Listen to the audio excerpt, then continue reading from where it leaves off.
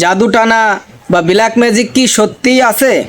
আমরা কোরআন সুন্নাহ থেকে আমরা প্রমাণ পাই। ইসলামিক দৃষ্টিকোণ থেকে আমরা বলবো হ্যাঁ, অবশ্যই জাদু টানা ব্ল্যাক ম্যাজিক এগুলো আছে। কুরআনুল কারিমে সূরা বাকারার 102 নম্বর আয়াতে আল্লাহ তাআলা বার্তা দিয়ে জানিয়ে দিয়েছেন সমগ্র মানব জাতিকে, ওয়াত্তাবাউ মা তাতলুশ শায়াতিনু আলা মুলকি সুলাইমান।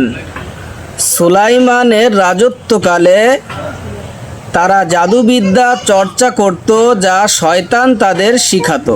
ওয়ামা কাফারা সুলাইমানু ওয়ালাকিন্নাশ শায়াতিনা কাফারু ইউআল্লিমুনান নাসাস সিহর। আল্লাহ রাসূলকে জানিয়ে দিচ্ছেন সুলাইমান আলাইহিস সালাম কুফরি করেননি, বরং শয়তানরাই কুফরি করত।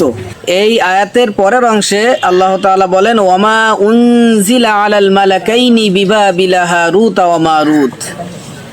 হারুত এবং মারুত দুজন ফেরেশতাকে বাবেল শহরে আল্লাহ তাআলা মানুষের রূপে পাঠিয়েছিলেন। ওই বাবেল শহরেই জাদুবিদ্যা চর্চা করা হতো। আর যারা জাদুবিদ্যা চর্চা করত এবং জাদু দেখাতো, তাদের এই জাদুবিদ্যা দেখার কারণে মানুষ তাদেরকে প্রভুর জায়গায় দাঁড়া করে ফেলতো। আল্লাহর জায়গায় ওই জাদুকরদের রাখতে শুরু করলো সাধারণ ইহুদিরা। তো ওই সময় আল্লাহ তাআলা হারুত এবং মারুত দুজন ফেরেশতাকে দুনিয়ায় পাঠালেন মানুষের রূপে। তারা দুনিয়ায় এসে ইহুদিদেরকে, যারা বাবেল শহরে ছিল, তাদেরকে ডেকে বললেন, দেখো তোমরা যেটা ভাবতেছো এটা আসলে সঠিক না, এটা হচ্ছে জাদু।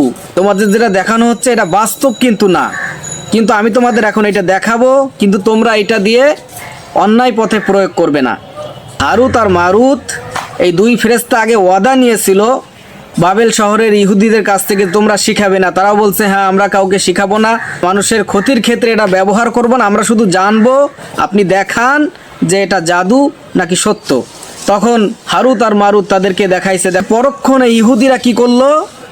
পরক্ষণে ইহুদিরা সেই কথা রাখলো না। হারুত আর মারুত যে দুই ফেরেশতা তাকে বলছিল তোমরা এটা খারাপ কাজে ব্যবহার করবে না, তোমরা শুধু বোঝো যে এটা জাদু, এটা সত্য না। হারুত আর মারুত ফেরেশতার কাছে ওয়াদা দিয়েছিল, কিন্তু পরবর্তীতে তারা ওয়াদা রাখেনি।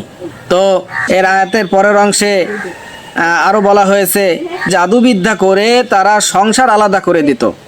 একজন আর শান্তিশীলভাবে স্বামী স্ত্রীর সংসার করতেছে, সংসারের মধ্যে বিচ্ছেদ ঘটাতো।